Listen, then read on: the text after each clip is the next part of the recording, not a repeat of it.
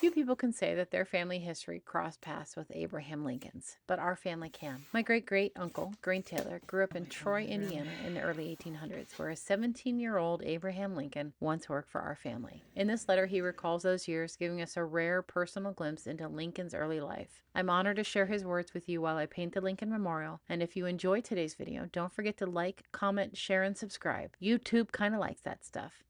For now, sit back and enjoy this piece of our family's history while I paint the Lincoln Memorial. Lincoln Ferry Park, Historical Narrative. My name is Green Taylor. Funny name for a fellow, I guess, but that's the name my pa wanted for me, Green.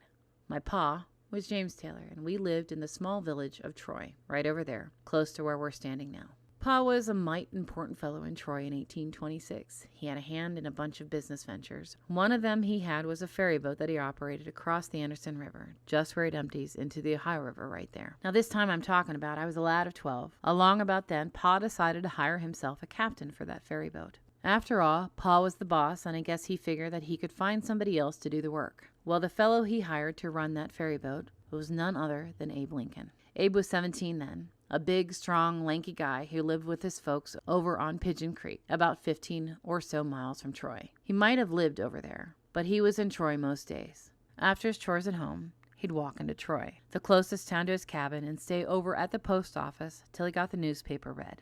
He then moseyed around looking for little jobs to make some money. Well, he was around so much that my pa asked him if he'd like a job running that ferry boat, and Abe said he would right fast. So Pa hired him. Offered him $6 a month and a roof over his head, so Abe moved in with us. Him and me shared a room in our cabin, and that's how I got to know him real good.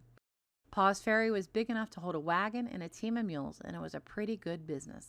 Sometimes someone would come along who wanted to cross the Anderson on foot, so Abe would build him a little boat that he'd row him across on. He charged about 6 cents for that trip, and Pa let him keep the money. He liked Abe. He was sure an enterprising fellow. Soon Abe was looking around for more ways to make money. Abe sure loved that river, so he noticed all the heavy traffic of steamboats going up and down on the Ohio, and they needed wood for fuel to keep their boilers fired up. Pretty soon, he was chopping wood on the riverbank, and he sold wood to passing steamers for 50 cents a cord.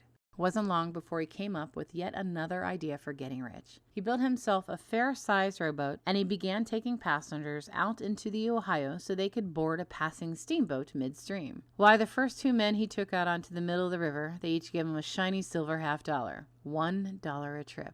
Abe was really onto something. But trouble for Abe was not far behind. 2 brothers, the Dill brothers, over on the Kentucky side of the Ohio, had been given the exclusive rights to run a ferry across the Ohio to the mouth of the Anderson on the Indiana side. They claimed that Abe was breaking the law by doing what he was doing, because only they had the right. They got downright mad about it because they filed a charge against Abe, and he had to appear before a justice of the peace over in Lewisport, Kentucky. Anyhow, the law was looked up, and it looked like Abe was in a peck of trouble. Now, Abe had no lawyer, but Abe could read, and he could read that law over and over. He pleaded his own case. He presented evidence that his business was limited to delivering passengers to boats in the middle of the river. He never ferried anyone all the way across the river. Well, Abe had him. He won the case. Yes, it was right there, where we are today, that old Abe first learned about the law. He started studying the law right then and took it where he wound up, the White House in Washington, D.C. There's something else I want to tell you about old Abe. This happened right here, too. My pa had a corn crib right over there about 100 yards from where we are. One day, when business on the river must have been slow, Pa told me and Abe to go to that crib and do some shucking. We got in there, and pretty soon Abe got to teasing me about some pretty little girl in Troy who let it be known that she liked me pretty good. Well, I didn't like her or any other girl, but Abe kept it up like he always did. Pretty soon I got tired of it, and I picked one of them ears of corn I hauled off and threw it at him. Struck him right above his right eye.